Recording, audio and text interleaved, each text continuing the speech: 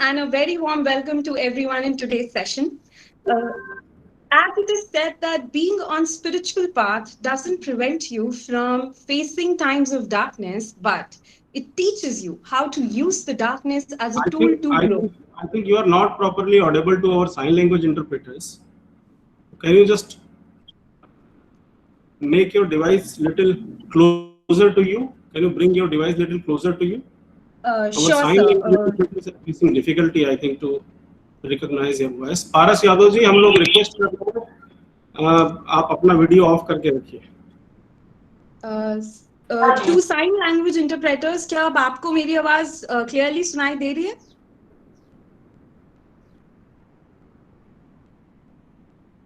All right. So moving on, in the view of the same Composite Regional Center for Skill Development, Rehabilitation and Empowerment of Persons with Disabilities, CRC Lucknow, which is an autonomous body working under Pandit Deen Dayal Upadhyay National Institute for Persons with Physical Disabilities under the Department of Empowerment of Persons with Disabilities, DEPWD, Ministry of Social Justice and Empowerment, Government of India, has organized today's insightful session on spirituality and mental health, a Concord, a motivational talk for Divyangjan and parents in pandemic phase.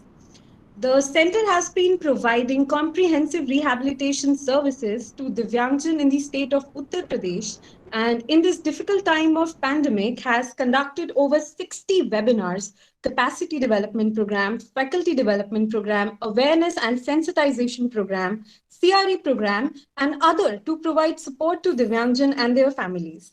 CRC Lucknow has collaborated with more than 30 NGOs, disabled people organizations, parent associations, and more than 20 districts of UP for providing services to Divyangjan. Sustaining the efforts and commitment to serve Divyangjan in the state of Uttar Pradesh, we are privileged and fortunate to host the world-famed spiritual orator and motivational speaker Sri Jaya Kishori ji, who will guide us today spiritually and teach us some life lessons. Shri Jaya Kishori ji और उनके जीवन के बारे में हम सब भली भांति परिचित हैं. आपका ऑरा कुछ इस प्रकार है that a sight of you ma'am gives a feeling of contentment. आपके संबोधन से हजारों लाखों लोगों को अपने जीवन को बदलने की प्रेरणा मिली है. हमारे बीच आज आपकी उपस्थिति अमूल्य है. धन्यवाद ma'am. Now I would like to take this moment to congratulate Team CRC and leaders behind this idea, Shri Smita Jayawant ma'am and Shri Ramesh Pandey sir. Under their guidance and leadership, it has been possible for CRC Lucknow to reach greater heights within a short span of time. And now every rehab professional in this country is connected with one or the other unique initiative of CRC Lucknow.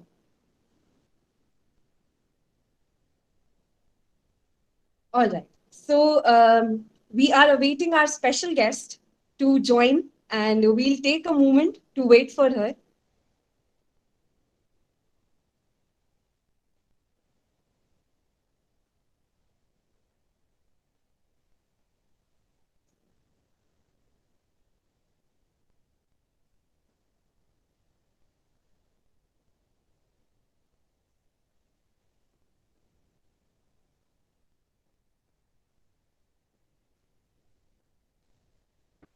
You keep on speaking. All right. So to begin our program, we have. I would like to invite the one whom we all know and who have been a dynamic personality and a person who has been very creative in all the ideas to promote and work for the welfare of Divyangjan. For welcome address, Shri Ramesh Kumar Pandey ji, Director CRC Lucknow. Sir, over to you. We have to wait for 2-3 minutes more. Tanya ma'am, you keep on speaking and engage our audience because she is joining. I have got the message. Jaya ji has joined, I think. So Tanya ma'am, you please start formally. Jaya ji has joined, so you please start formally. And most of our audiences are from Hindi belt, so I would request you to mix both the languages, Hindi as well as English both.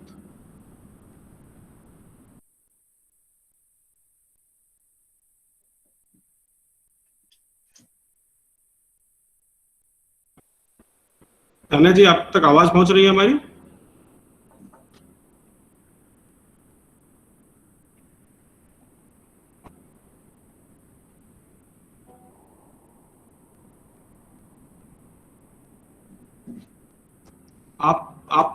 आप का मैं आपकी आवाज नहीं आ रही है हम तक।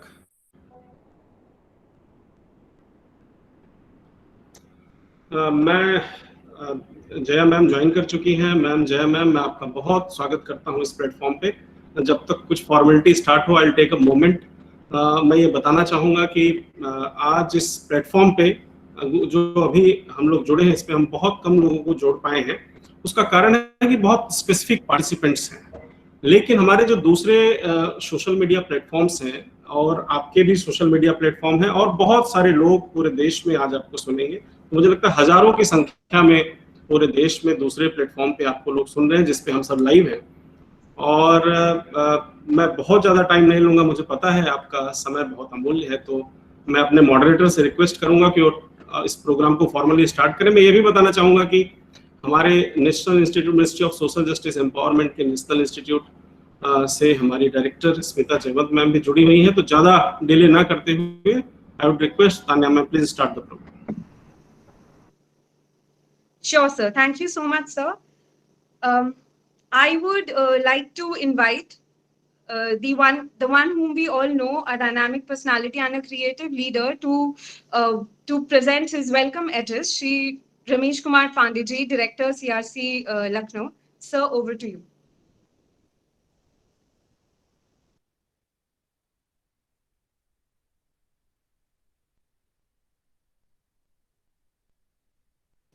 सर, अपना माइक प्लीज अनम्यूट कर लीजिए।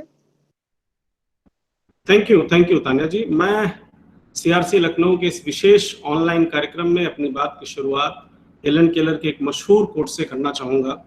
उन्होंने कहा था कि although the world is full of sufferings, it is also full of the overcoming of it. इन्हीं पंक्तियों और वर्तमान जो परिस्थिति हमारे देश और दुनिया में चल रही है को देखते हुए इस कार्यक्रम, जिसका विषय है अध्यात्म और मानसिक स्वास्थ्य, एक सामंजस्य, इसका आविर्भाव हुआ, इसकी शुरुआत हुई। इस विषय पर जब हमने जया जी के ऑफिस से संपर्क किया तो उन्होंने सहर्ष ही इसके लिए अपनी अनुमति दी और सहर्ष तैयार हो गई।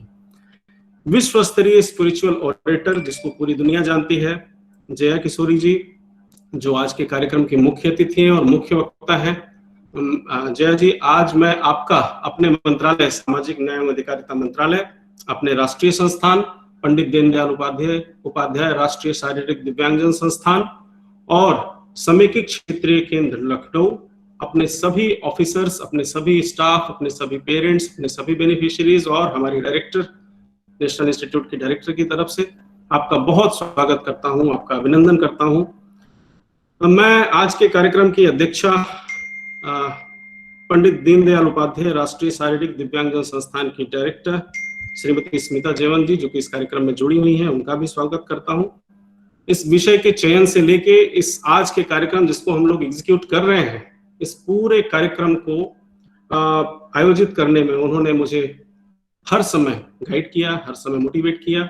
मैं आज के कार्यक्रम में जितने भी दिव्यांगजनों के अभिभावक जुड़े हुए हैं, जितने दिव्यांगजन जुड़े हुए हैं, जितने प्रोफेशनल जुड़े हुए हैं, जितने मीडिया के लोग जुड़े हुए हैं, हमारे साइन लैंग्वेज इंटरप्रेटर्स जो कि डेफ लोगों तक इस पूरे प्रोग्राम को लगातार पहुंचा रहे हैं, मैं उन सबका, हमारे प्रोग्राम की मॉडरेटर और जया जी आपके लाखों फॉलोअर्स, सबका मैं अपने मंत्रालय की तरफ से, अपने सीआरसी और राष्ट्रीय संस्थान की तरफ से स्वागत करता हूं।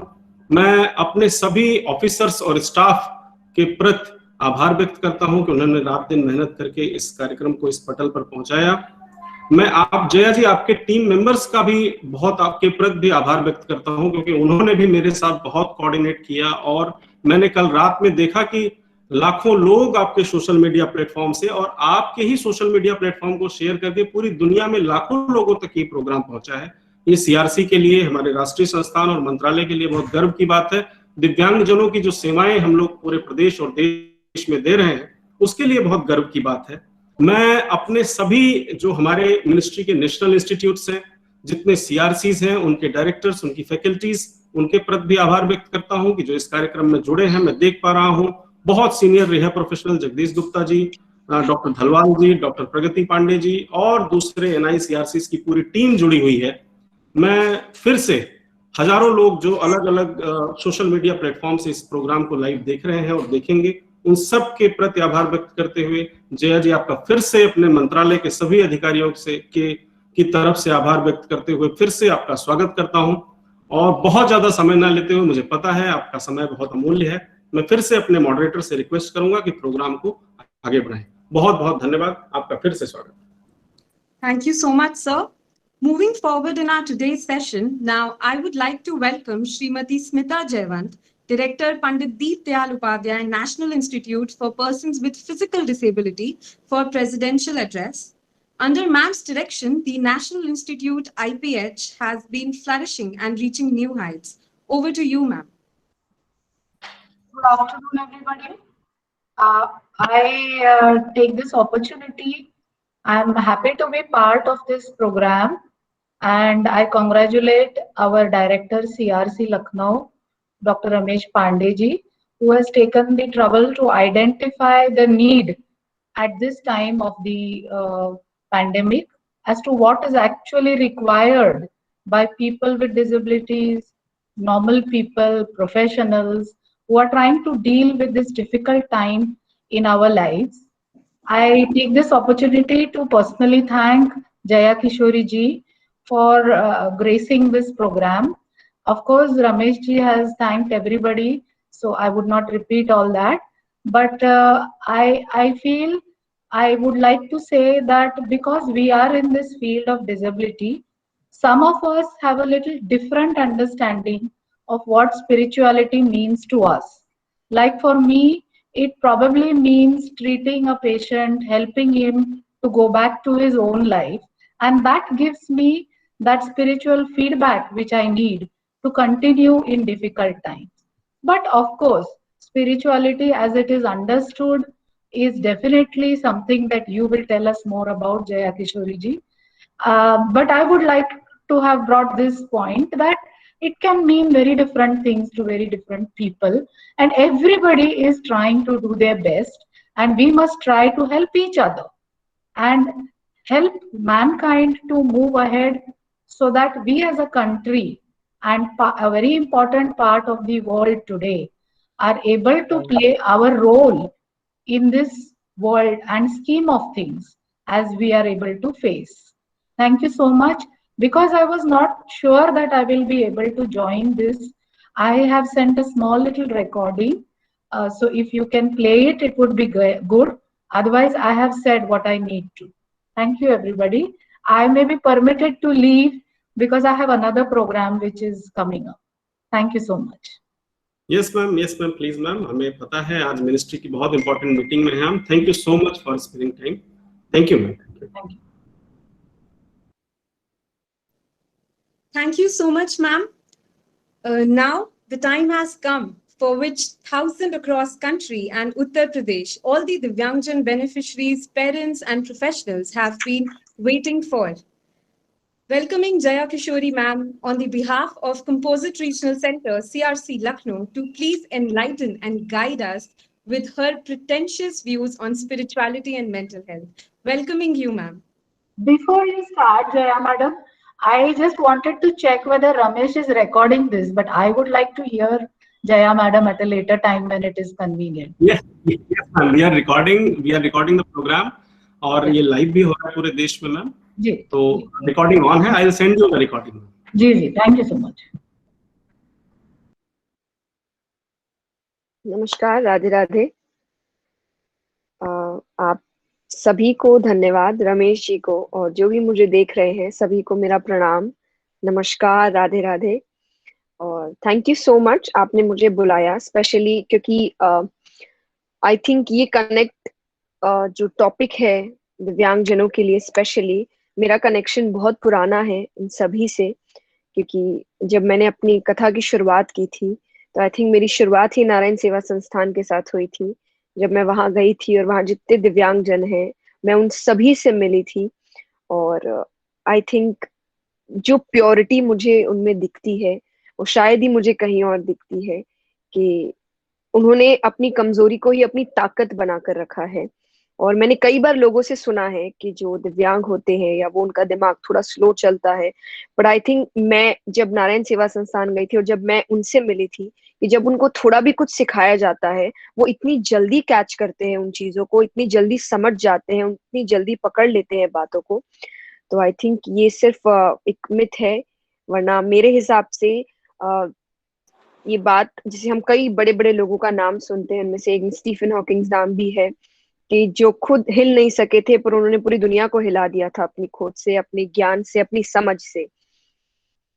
तो पहली चीज तो यही कि मैं आप सभी की बहुत इज्जत करती हूँ, मैं बहुत गर्व महसूस करती हूँ कि आपने अपने जीवन को इस तरीके से आगे बढ़ाया है। जो लोग आसानी से काम कर सकते हैं वो आपको थोड़ी दिक्कत होती है, उसके बाद भी आपके अंदर जो जज्बा है, जो हिम्मत है, जो कॉन्फिडेंस है, वो चीज को मैं सलाम करती हूँ और नमस्कार करती हूँ। आइए, जो टॉपिक है आज, स्पिरिचुअलिटी एंड मेंटल हेल्थ, अध्यात्म। अध्यात्म का अर्थ, जैसा स्मिता जी ने भी कहा और आई थिंक मैं उन्हीं बातों को लेकर आई थी आज, अध्यात्म का मतलब हर किसी के लिए अलग अलग होता है, क्योंकि अध्यात्म का अर्थ है स्वयं का अध्ययन। आप खुद का अध्ययन करते हैं कि आप कैसे हैं, आप क्या हैं, आपका पर्पस क्या है इस दुनिया में आने का, आपका काम क्या है।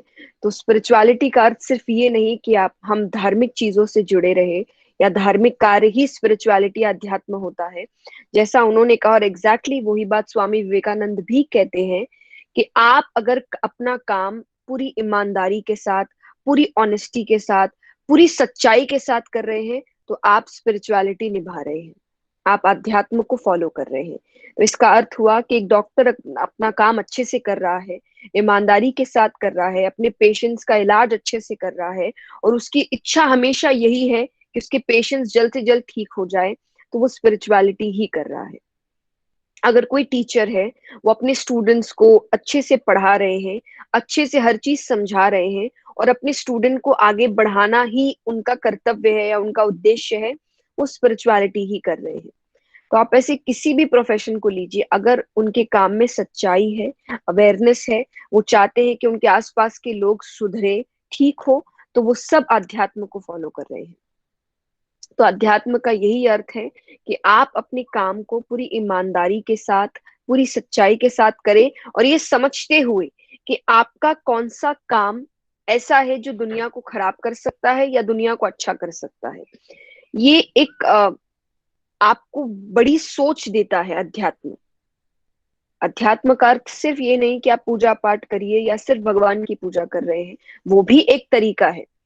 अध्यात्म का अर्थ ये भी होता है कि आप जो भी कर रहे हैं दिमाग में ये रख कर रहे हैं कि आपके आसपास वालों को कोई दिक्कत ना हो, कोई खराबी ना हो या उनका और भला हो। यानी आपका हर काम इस सोच के साथ होता है कि ये सबके लिए अच्छा होना चाहिए और अगर अच्छा नहीं भी है तो किसी के लिए खराब नहीं होना चाहिए।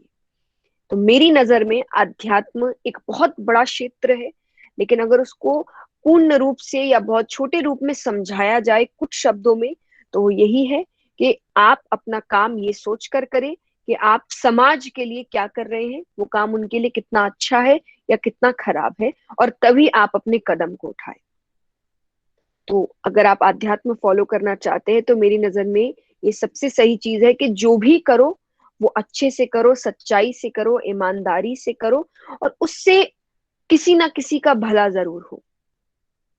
क्योंकि अपने लिए दुनिया में हर कोई काम कर रहा है, हम सब अपने लिए ही काम करते हैं, अपने परिवार के लिए ही काम करते हैं, लेकिन अगर कोई भी व्यक्ति किसी एक व्यक्ति के चेहरे पर भी मुस्कुराहट ले आए या उनका भला कर दे या उनका कुछ अच्छा कर दे, तो वो एक आध्यात्मिक व्यक्ति है, वो भगवान का प्यारा है और मेरी नजर में वो दुनिया में सबसे अच्छा है।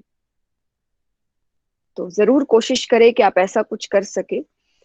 और जहां तक बात पेरेंट्स की आती है, क्योंकि हमारा टॉपिक ये भी है कि जो दिव्यांग जन है, पैंडेमिक का जो समय आया है या उनके जो पेरेंट्स है वो उस चीज को कैसे हैंडल कर रहे हैं। 2 साल ऑलमोस्ट होने आ रहे हैं अब। पिछला साल हमने लॉकडाउन में ही ऑलमोस्ट बिताया था, बीच में चीजें थोड़ी सुधरी, पर सॉरी टू से पर हम नहीं सुधरे। जैसे ही चीजें थोड़ी ठीक हुई, हम वापस से वही काम करने लगे जो हम आज तक करते आ रहे थे। ना हमने एनवायरनमेंट के बारे में सोचा, ना हमने किसी और चीज के बारे में सोचा। तो वो चीज वापस घूम कर हमारे पास आई है, और ये साल भी अब उसी तरीके से जा रहा है कि सब अपने घर बैठे हैं, काम नहीं हो रहा है। लेकिन मेरी नजर में ये पैंडेमिक मानव जाति को सबसे बड़ी शिक्षा देकर जा रहा है। ये सारी चीजें, अगर हम आप अध्यात्म को फॉलो करते हैं, तो ये जो भी चीजें आज हो रही है या जो भी करने को कहा जा रहा है, चाहे वो आपके खान पान को लेकर हो, आपकी साफ सफाई को लेकर हो, हर चीज पुराने जमाने में होती आई है। और आज ही मैंने देखा कि कुछ ऐसी मशीन्स आई है जो आपके लंग्स को स्ट्रॉन्ग कर रही है। वो एक तरीके से वैसी ही मशीन है जैसे जब आप शंख बजाते हैं तो आपके लंग्स को जो सपोर्ट मिलता है, जो जितना स्ट्रॉन्ग करता है, वैसे ही किया जा रहा है। और ये रीत ही थी कि आप रोज सुबह उठ के शंख बजाए।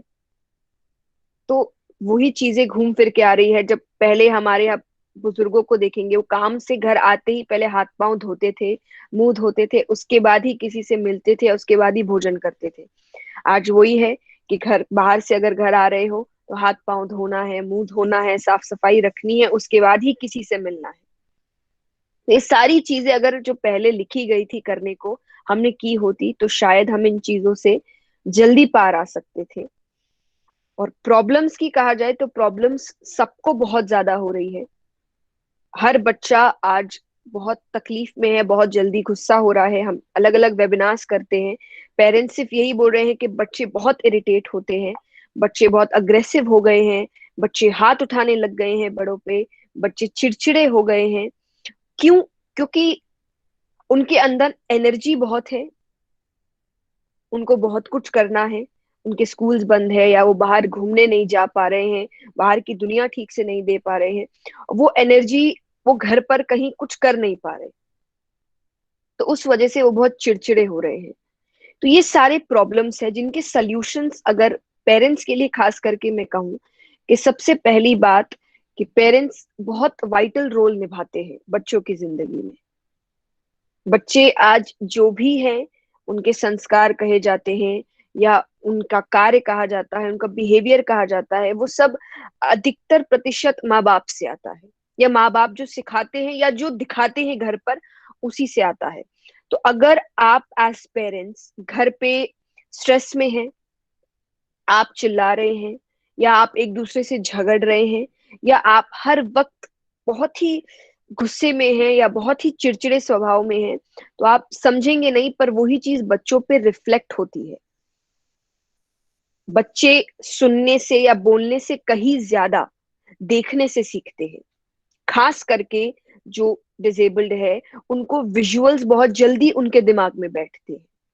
आपकी बातें भले ही उतनी जल्दी ना बैठे या आपकी सिखाई चीजें, पर वो जो देख रहे हैं वो बहुत जल्दी उनके दिमाग में बैठता है। तो आपका जरूरी है कि आपका बिहेवियर ही बच्चों पर रिफ्लेक्ट कर रहा है। हमें शायद आदत है कि हम बाहर की गलतियां हमेशा देख लेते हैं पर खुद की गलती देख नहीं पाते। तो बच्चा चिड़चिड़ा हो गया है, अग्रेसिव हो गया है, इरिटेट कर रहा है या रो रहा है, चिल्ला रहा है, पर हम ये नहीं देख पा रहे कि इनमें से कई चीजें हम भी कर रहे हैं और वो वही देख रहा है। तो इट्स वेरी नेसेसरी कि आप कोशिश करें कि आप बच्चों के सामने एक अच्छे मेंटल स्टेट में हो। आप बच्चों के सामने जो आपका अग्रेशन है या इरिटेशन है या गुस्सा है, वो दिखाएं ना। आप उनके सामने कोशिश करें कि आप हमेशा हंसते हुए रहे या उनसे थोड़ा प्यार से बात करें, क्योंकि आप चीजों को समझिए। आप बड़े हैं, आपको सब कुछ समझ आ रहा है कि क्या हो रहा है बाहर की दुनिया में, क्या तकलीफें हैं, आप रोज न्यूज देख सकते हैं। पर जो बच्चे हैं उनको एक्चुअली पता नहीं है कि बाहर की दुनिया में चल क्या रहा है। उन्हें हर वक्त ऐसा ही लग रहा है कि सब कुछ तो ठीक है, मुझे तो खिड़की से देखो तो सब साफ ही लग रहा है, रोड्स क्लीन है, हर जगह साफ है, तो मुझे बाहर जाने क्यों नहीं दिया जा रहा, मुझे बाहर लेकर क्यों नहीं जा रहे। तो उसको वो चीजें बहुत चिड़चिड़ा बना दे रही है।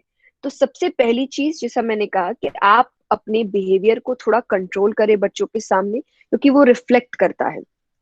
सेकंड, इट्स वेरी नेसेसरी, बच्चों के आगे के बिहेवियर के लिए भी अच्छा होगा, उनकी समझ के लिए अच्छा होगा, उनको मैच्योर बनाने के लिए अच्छा होगा कि आप बहुत ही सिंपल वे में, बहुत ही प्यार से, लेकिन धीरे धीरे एक एक सेक्शंस लेके आप उनको बताइए कि दुनिया में चल क्या रहा है,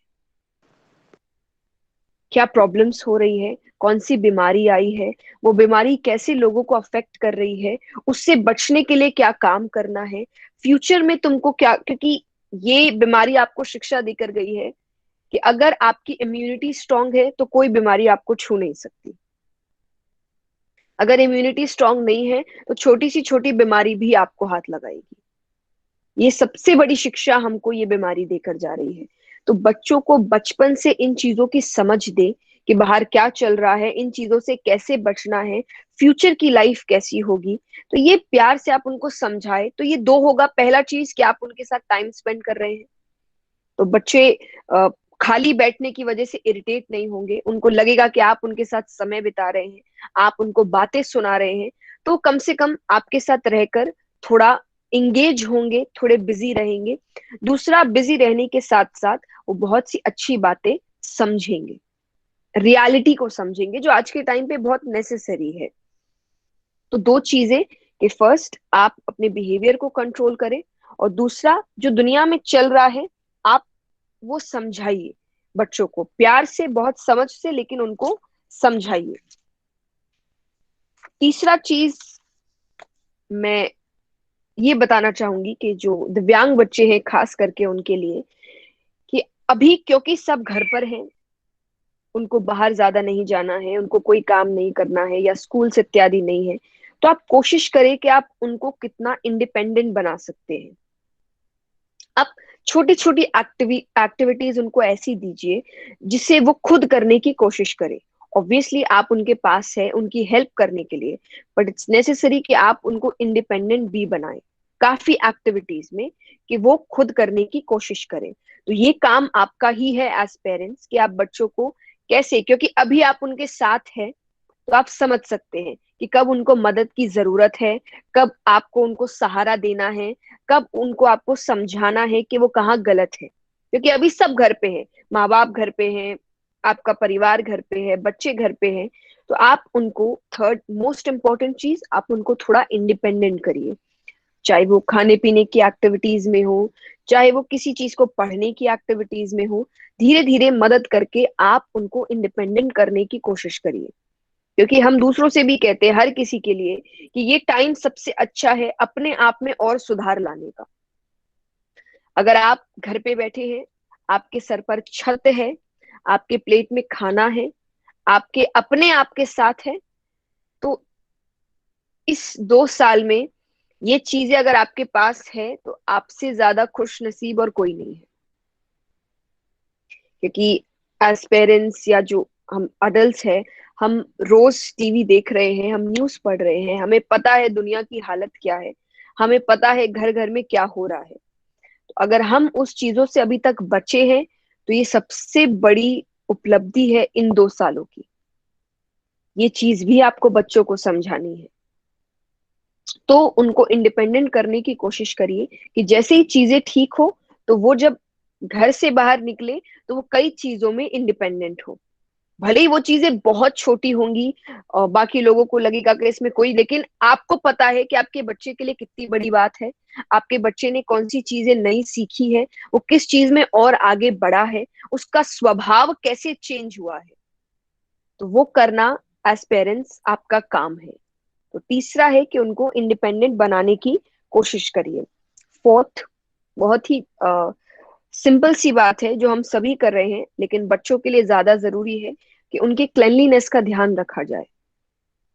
क्योंकि बच्चे, हम सभी जानते हैं कि कभी खेल कूद में या कभी नॉर्मल चीजों में या वो ज्यादा साफ सफाई का ध्यान नहीं रखते हैं। तो हमारा काम है कि हम उनकी सफाई का ध्यान रखें, क्योंकि समय खराब चल रहा है। वायरस की वजह से हम सबको, नॉर्मल एज एडल्ट्स को भी कहा गया है कि आप अपनी साफ सफाई का ध्यान रखें। तो बच्चों का भी आप ध्यान रखें कि वो किस प्लेट में खाना खा रहे हैं, वो कैसा पानी पी रहे हैं, वो क्या कर रहे हैं, वो कहाँ खेल रहे हैं, वो कहाँ हाथ रख रहे हैं, घर साफ हो, कौन कौन आपके घर में आ रहा है। अगर आज आपके घर में हेल्पर्स आते हैं तो आप ये भी ध्यान दें कि वो जब आ रहे हैं तो आप उनके हाथों को भी साफ करें, क्योंकि वो बाहर से आ रहे हैं। तो क्लेanलीनेस का पूरा ध्यान रखा जाए, सो दैट बाहर का वायरस तो उनको टच ना करे, लेकिन घर में भी गंदगी की वजह से या अनहाइजीनिक होने की वजह से उनको कुछ इश्यूज ना हो, कोई छोटी छोटी बीमारी या सिर्फ बुखार या सिर्फ हरारत या सर्दी खांसी, ये सब चीजें ना हो, तो वो ज्यादा अच्छा फील करेंगे। क्योंकि जैसा मैंने कहा, वो ऑलरेडी बहुत स्ट्रेस्ड आउट है, वो ऑलरेडी बहुत इरिटेटेड है, वो चिड़चिड़े हैं, और अगर बीमारी हो जाएगी तो वो और ज्यादा चिड़चिड़े हो जाएंगे और आपके लिए संभालना और मुश्किल हो जाएगा। तो कोशिश करें कि आप बच्चों के क्लेanलीनेस का पूरा पूरा ध्यान रखें। नेक्स्ट इज, जैसा मैंने कहा कि उनको इंडिपेंडेंट बनाना है, लेकिन इंडिपेंडेंट बनाने में हम कोशिश करेंगे कि हम जो उनको काम बोल रहे हैं वो वही करें, अच्छी बात है, लेकिन सेकंड, आप ये भी कोशिश करें कि जिस चीजों में उनका मन है आप उनको भी करवाने दें। ऐसी एक्टिविटीज भी चुने जो बच्चे अपने मन से करते हैं। अब वो चाहे आपको फिर से बच्चा बनना पड़े और बच्चों के साथ कोई छोटे छोटे गेम्स खेलने पड़े, क्योंकि वो अपने बच्चों के साथ या अपने फ्रेंड ग्रुप के साथ नहीं है, तो उनको कोई ऐसा चाहिए जो अभी उनके साथ खेले, उनसे बात करे, उनके साथ समय बिताए।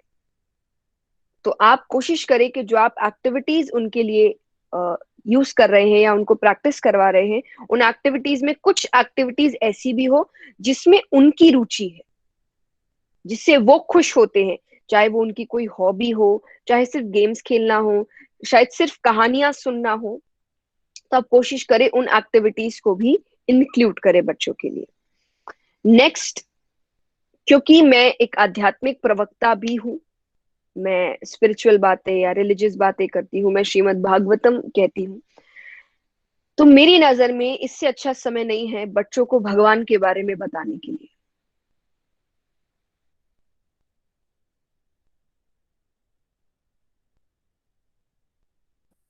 जय मैम, आपका माइक म्यूट हो गया है। हेलो। हाँ, अब आ रही है आवाज। हाँ, तो कहाँ तक आपने सुना, अगर आप मुझे बता दें।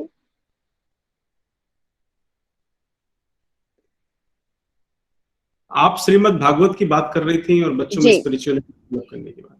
जी, तो ये मेरी नजर में इससे अच्छा समय नहीं है कि हम बच्चों को भगवान के बारे में बताएं छोटी छोटी, क्योंकि देखिए कहानियां हम बच्चों को सुनाते हैं।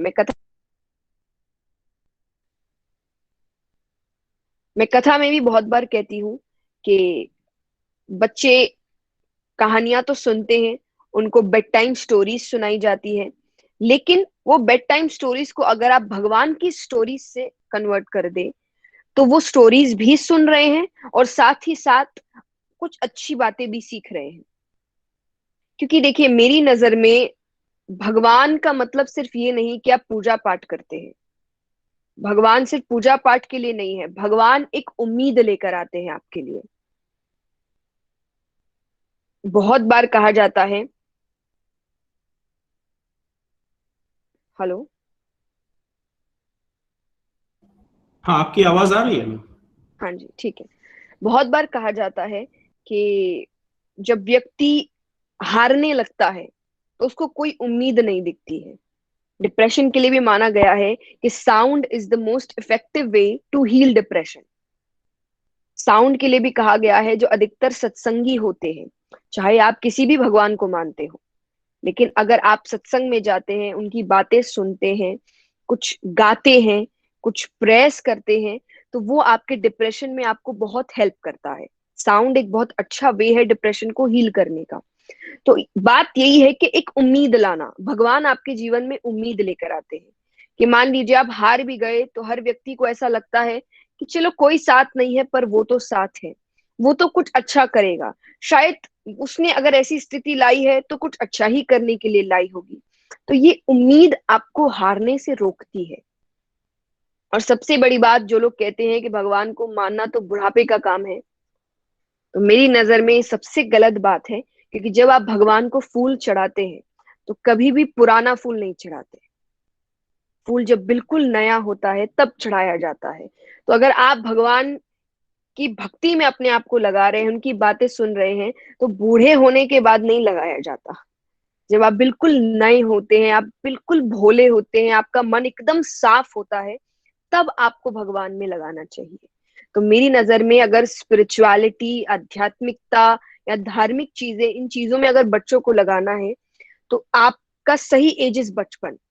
आप बचपन में उनको कहानियां सुनाएं, और छोटी छोटी आज कहानियां ही बताइए। आप उनको बड़ी बड़ी चीजें नहीं बता रहे, आप उनको नहीं बोल रहे उनको धार्मिक चीजें करनी है, उनको पूजा पाठ करना है, उनको व्रत करना है, नहीं, कुछ भी नहीं। आप उनको भगवान की छोटी छोटी कहानियां मॉरल के साथ, कि उस कहानी का सार क्या है, इसमें भगवान इस कहानी के थ्रू क्या बताना चाहते हैं। तो इससे बच्चे एक तरीके से उनकी एक्टिविटी भी हो गई, स्टोरी टेलिंग, और उनको समझ भी आ गया कि उनको कैसे कैसे काम लाइफ में करने हैं। तो this is the best time कि आप उनको थोड़ा सा भगवान के बारे में बताएं, भगवान की बातों के बारे में बताएं। तो ये जैसा मैंने कहा, ये सबसे बेस्ट टाइम है अपने आप को ग्रो करने का। अगर आप घर पे हैं और आराम से हैं, तो आप जब इस बीमारी या इस लॉकडाउन से बाहर निकले तो खुद में कुछ ना कुछ नया हो, ये बहुत जरूरी है। और आपके साथ साथ उन बच्चों में भी कुछ नया हो, कुछ ग्रोथ हो, उनको कुछ नई चीजें सीखने को मिले। मैं माँ बाप को भी कहती हूँ कि सिर्फ मैं कई बार कथाओं में जाती हूँ और वो मुझे बच्चों को बोलते हैं कि आप श्लोक बोलकर सुनाइए। बच्चे श्लोक बोल देते हैं पर उनको उसका मतलब नहीं पता होता। तो सिर्फ याद नहीं करवाना है कि आपने उनको गायत्री मंत्र याद करवा दिया या गीता जी के कुछ श्लोक याद करा दिए, क्योंकि देखिए अगर उनको मतलब नहीं पता तो एक तरीके से ये सिर्फ रट्टा मारना हुआ। और भगवान की बातों के लिए आपको रट्टा नहीं मारना है, उनको समझना है। फिर भले ही आपको वो श्लोक याद हो ना हो, लेकिन आपको उसका मतलब पता हो कि मुझे श्लोक याद नहीं पर मुझे ये पता है कि इसमें बोला क्या गया है, इसमें लाइफ को कैसे चेंज करने के बारे में बताया गया है। सो दैट इज नेसेसरी कि आप बच्चों को थोड़ा स्पिरिचुअलिटी से या जिस भी भगवान को आप मानते हैं उनकी बातों से जोड़ कर रखें। ये सबसे अच्छा टाइम है उनके अंदर एक नई ऊर्जा पैदा करने का। तो और सबसे आई थिंक सबसे महत्वपूर्ण बात मैं यही कहूंगी कि इस बार टाइम मिला है, क्योंकि हम सब काम में इतने बिजी रहे हैं, इतना सब बाहर काम कर रहे हैं, जो वर्किंग पेरेंट्स है, कभी माँ बाप काम पे ही है, बच्चों से बहुत ही थोड़े टाइम के लिए ये समय आया है कि आप अपने फैमिली बॉन्ड को और स्ट्रॉन्ग कर सकते हैं। मैं मेरे लिए भी कहती हूँ कि मुझे लगता है कि सालों सालों सालों बाद मुझे इतना समय मिला है कि मैं अपने परिवार के साथ इतना समय बिता रही हूँ। टू बी वेरी ऑनेस्ट, मैं जब से मैंने काम शुरू किया है, क्योंकि मेरी एक छोटी बहन भी है, तो मेरे पेरेंट्स ने अपना अपना काम बांट लिया था कि एक बच्चे की तरफ एक पेरेंट रहेगा, दूसरे बच्चे की तरफ दूसरा पेरेंट रहेगा। तो मेरे डैड मोस्टली मेरे साथ बाहर जाते थे और मेरी माँ घर रहती थी मेरी छोटी बहन के साथ। तो हमको कई बार लगता भी था कि बस समय आ ही जाएगा कुछ सालों बाद कि मुझे शादी करके दूसरे घर जाना पड़ेगा और मुझे शायद ही कुछ मेमोरीज याद होगी कि मैं अपनी माँ के साथ बिताई हूँ। और हम दोनों बहुत ही सैड हो जाते थे इस बात से। लेकिन ये जो समय आया है, इस समय ने हमें इतना हमारे बॉन्ड को स्ट्रॉन्ग कर दिया है कि अब ऐसा लगता है कि पता नहीं ये घर छोड़कर जाना संभव भी है कि नहीं है।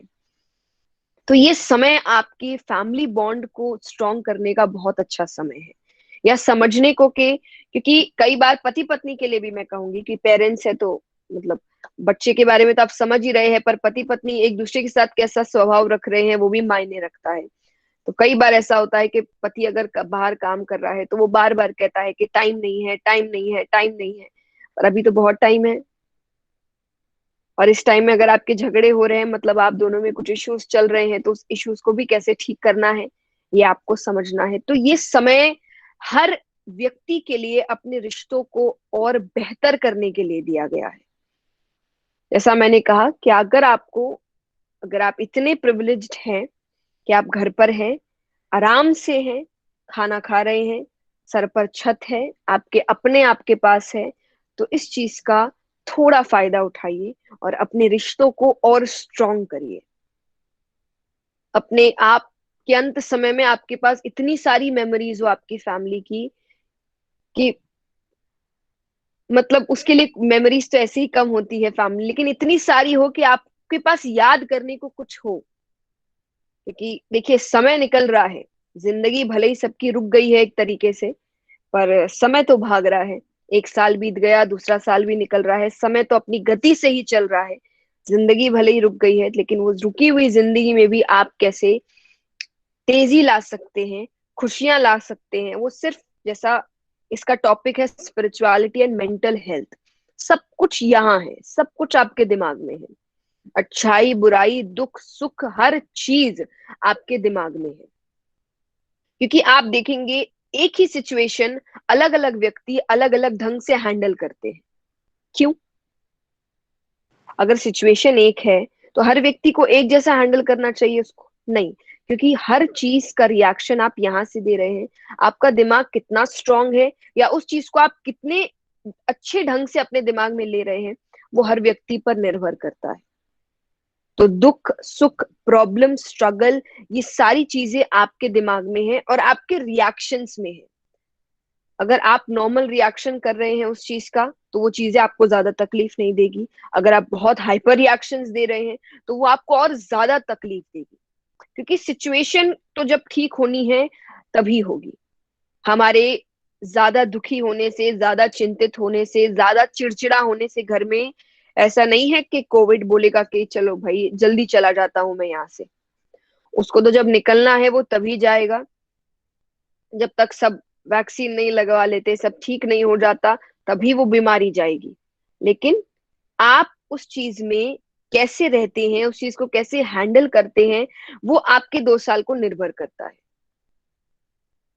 तो आपको समझना है कि आप इन चीजों को कैसे हैंडल करेंगे, क्योंकि वही चीजें आपको आगे और मच्योर बनाएंगी। कहते हैं ना, आपके स्ट्रगल्स आपको और मच्योर बनाते हैं।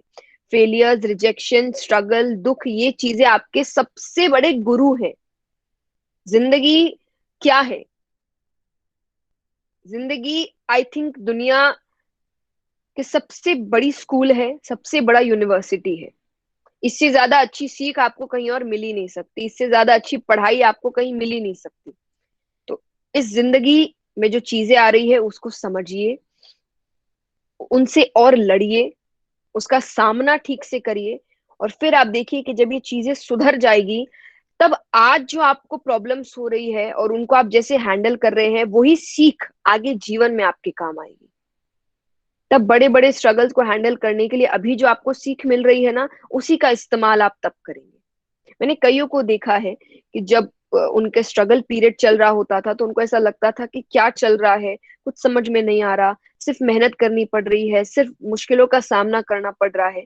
लेकिन जब वो सक्सेसफुल हो गए और सक्सेसफुल होके जब वो अपना काम कर रहे हैं, तो एक्चुअली बताते हैं कि अभी जो भी चीजें मैं हैंडल कर रहा हूँ वो सब इसीलिए क्योंकि उस समय जो मुझे सीख मिली थी, मैं उन चीजों को अप्लाई कर रहा हूँ। उस वक्त भले ही लग रहा था कि ये चीजें बेकार है, पर अब समझ में आ रहा है कि वो चीजें मेरे जीवन में कितनी जरूरी थी। तो हो सकता है कुछ साल बाद ये 2 साल को याद करके हम भी सोचेंगे कि ये चीजें हमें कितना कुछ सिखा कर गई है। तो सबसे बड़ी बात, और अंत में मैं एक ही बात कहना चाहूंगी कि ये 2 साल हम सब ने हर चीज का ध्यान रखा, साफ सफाई का ध्यान रखा, अपने समाज का ध्यान रखा, प्रकृति का ध्यान रखा। तो चीजें ठीक हो जाए तब भी थोड़ा ध्यान रखिएगा, वापस से हम अपने ही बिहेवियर में ना आ जाए कि अपनी मनमानी चीजें कर रहे हैं, डेवलपमेंट के नाम पे प्रकृति को नष्ट कर रहे हैं। क्योंकि देखिए, कुछ भी हो, ये प्रकृति का एक तरीका है वापस जवाब देने का। ये सबसे सच्ची बात है कि प्रकृति ने बता दिया कि मेरे साथ खिलवाड़ करोगे तो मुझे बस एक चीज करनी है और सब के सब घर बैठ जाओगे। तो जब ठीक हो जाए तो प्लीज इन चीजों को ध्यान रखें। जितना अभी आप अपना, अपनी प्रकृति का, अपने परिवार का, अपने घर का, अपने बच्चों का ध्यान रख रहे हैं, उतना ही ध्यान रखें। फिर से उस दौड़ में ना भागना शुरू कर दे जिस दौड़ का अंत कहीं है ही नहीं। उसका कोई अंत नहीं है, इसका कोई एंड पॉइंट नहीं है इस रेस का। वो आप भागते रहिए, भागते रहिए। तो जैसे अभी है, बिल्कुल वैसे ही अपने आप को समझकर, आध्यात्म के साथ, भगवान के साथ जुड़े रहकर इन चीजों का सामना करें। धन्यवाद। जया जी, एक सवाल था। जी जया जी, जी आप बात कर रहे हैं कि ये कोविड कोविड का सब चल ही रहा है, तो मैं आपसे पूछना चाहता हूँ। जी।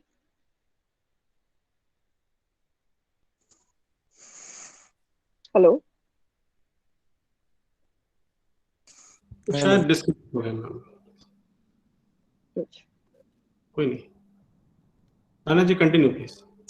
Ji sir, thank you so much ma'am for this immensely insightful session today, motivating and guiding our Divyangjan beneficiaries and thousands of people watching this program live. आपका कुछ ऑरा इस प्रकार का है that it gives a feeling of contentment. Just merely looking at you makes us feel wow. So आज आपको सुन के बहुत खुशी हुई एंड आपके संबोधन ने हमेशा से ही लाखों हजारों लोगों को प्रेरणा दी है, मोटिवेट किया है to make something meaningful out of their lives and I am pretty sure कि आज के इस सेशन से भी हमारी ऑडियंस यही टेक अवे लेगी एंड उन्हें मोटिवेशन प्राप्त होगी। एंड जैसे पैंडेमिक एक टफ टाइम है एंड आपका डायरेक्शन डेफिनेटली बहुत फायदेमंद रहेगा सबके लिए। Thank you so much, ma'am, for motivating our beneficiaries and guiding them, giving them hope and giving them ways to add meaning to their life. हमारे बीच आज आपकी उपस्थिति अमूल्य है, धन्यवाद मैम। आपका जो पर्सन विद डिसेबिलिटीज की तरफ झुकाव है, जैसे आपने बोला कि आपने शुरुआत ही उनसे किया था, वो हमेशा बना रहे। आपका CRC लखनऊ के साथ collaboration, I hope that it stage forever. Thank you so much, ma'am. Once again, it was wonderful to hear you. So this brings us to the end of our today's session. And before we bid our guest and audience adieu, I would like to welcome Shri Ramesh Pandey ji, Director, CRC Lucknow, once again to present vote of thanks. Sir, over to you. Thank you, ma'am. क्या ही बोला जाए Jaya ma'am के सामने। Jaya ma'am, आपने जो आज बातें बताई हम लोगों के लिए बहुत ही, जैसा कि हमारे सेशन का नाम था इंसाइटफुल सेशन, बहुत ही इंसाइटफुल रहा, बहुत ही मोटिवेटिंग रहा। और मुझे लगता है कि डे टू डे प्रैक्टिस में ये सारी चीजें लानी है, क्योंकि जब हम बेटर मेंटल हेल्थ की बात करते हैं, उसका स्पिरिचुअलिटी से कनेक्शन करते हैं, तो आपने जो बातें बताई वो बहुत स्क्रैच से स्टार्ट होनी है। और ये भी आपने बताया कि स्क्रैच से स्टार्ट करने के लिए this is the high time. इस पैंडेमिक में जब हम सब लोग होम बाउंड हैं, अपने घर पे बैठे हुए हैं, और ये प्रोग्राम इसलिए भी बहुत इंपॉर्टेंट था क्योंकि मुझे ऐसा पर्सनली फील होता है कि person with disabilities and children with disabilities जो घर पे ही रह रहे हैं आजकल, वो सबसे ज्यादा सफर कर रहे हैं इस पैंडेमिक से, इन रिस्ट्रिक्शन से। तो उनके लिए जो आपने बातें बताई, उसको मुझे लगता है कि पूरे देश से जो लोग आपकी बातें सुन रहे होंगे, ये लाइव सेशन देख रहे हैं या रिकॉर्डिंग देखेंगे कमिंग फ्यूचर में, वो सभी उसको प्रैक्टिस करेंगे। मैं बहुत आपको, आपकी पूरी टीम को CRC लखनऊ की तरफ से, अपने मंत्रालय की तरफ से बहुत धन्यवाद देता हूं मैम कि आप जुड़ी रही। और मुझे ऐसा विश्वास है कि आप हमारे जो पर्सन विद डिसेबिलिटीज हैं, चिल्ड्रन विद डिसेबिलिटीज हैं और दूसरे स्पेशली एबल्ड बेनिफिशियरीज हैं, उनको हमेशा मोटिवेट करती रहेंगी। हमारा आपका एसोसिएशन रहेगा। मैं आज के इस प्रोग्राम में जो हमारे CRC लखनऊ के दूसरे ऑफिसर्स और स्टाफ जिन्होंने बहुत मेहनत की, उन सबको भी धन्यवाद देना चाहूंगा। दूसरे पार्टिसिपेंट्स, पूरे देश से हजारों लोग जो इस कार्यक्रम को देख रहे हैं, आप सभी के प्रति भी मेरा आभार। दूसरे राष्ट्रीय संस्थानों के जो विशेषज्ञ जुड़े हुए हैं, आप सबके प्रति भी मेरा आभार। साइन लैंग्वेज इंटरप्रेटर्स बहुत मेहनत कर रहे हैं मैम कि आपकी सारी बातें डेफ लोगों तक भी पहुंचे। एक बहुत बड़ी पॉपुलेशन है जिन तक आपकी बात नहीं पहुंच पाती अगर ये इंटरप्रिटेशन नहीं होता। तो हमें ऐसा फील हुआ कि नहीं, ये इंक्लूसिव प्रोग्राम है और आपकी बातें उनके लिए भी उतनी ही इम्पोर्टेंट है। तो मैं शिफाली और शबाना खान जी, आप दोनों लोगों को मैं धन्यवाद देता हूँ। आज के मॉडरेटर आपको भी धन्यवाद देता हूँ। हमारे ऑफिसर्स राजीव जी, गणेश, संतोष, अमित, विकास और नागेश, जिन्होंने बहुत मेहनत की, उन सबके प्रति मेरा आभार। इन्हीं शब्दों के साथ आज का प्रोग्राम हम समाप्त करते हैं। मैम, आपका तो मैं आपके सोशल मीडिया वगैरह में फॉलो करता रहता हूँ। हमारे अगर कुछ बहुत इंपॉर्टेंट क्वेश्चंस होंगे पेरेंट्स के, पर्सन विद डिसेबिलिटीज के, या जो दूसरे स्टेक होल्डर्स और अलग अलग NGO रिप्रेजेंटेटिव्स जुड़े हुए हैं, तो मैं जरूर आपको फॉरवर्ड करूंगा। और अगर फ्यूचर में कभी आपको समय मिले तो जरूर उनके सवालों का आप जवाब दीजिएगा। ऐसा हमारा जरूर, definitely. Thank you so much Ramesh ji. और आप सभी को मैं, क्योंकि सबका नाम नहीं जानती, पर जो मुझे सामने दिख रहे हैं, शबाना जी, तान्या जी, शिफाली जी, और आप सभी मेंबर्स को, वॉलंटियर्स को, thank you so much for calling me. क्योंकि अभी के टाइम पे देखिए, हम सभी बोलना तो चाहते हैं, बहुत कुछ करना चाहते हैं, अपने चैनल से कोशिश भी करते हैं लाइव आके, पर क्योंकि आप जैसे लोग हमको इन वेबिनार्स में बुला रहे हैं, इनवाइट कर रहे हैं और इतने लोगों को एक मौका दे रहे हैं कुछ अच्छा सुनने का, जो भी हम कोशिश कर रहे हैं बोलने का, so thank you so much. आप भी बहुत बड़ा काम कर रहे हैं, आपकी वजह से कई लोगों को एक होप मिल रही है ऐसे समय में जब सब होपलेस है। So thank you so much for inviting me. Thank you ma'am. आज के आपका प्रोग्राम मीडिया के भी, बहुत बड़ी संख्या में मीडिया के लोग भी कवर कर रहे हैं मैम, तो मैं आपके तरफ से भी और मेरे तरफ से भी उनको भी बहुत धन्यवाद देता हूँ। बहुत बहुत धन्यवाद। नमस्कार मैम। थैंक यू, नमस्कार।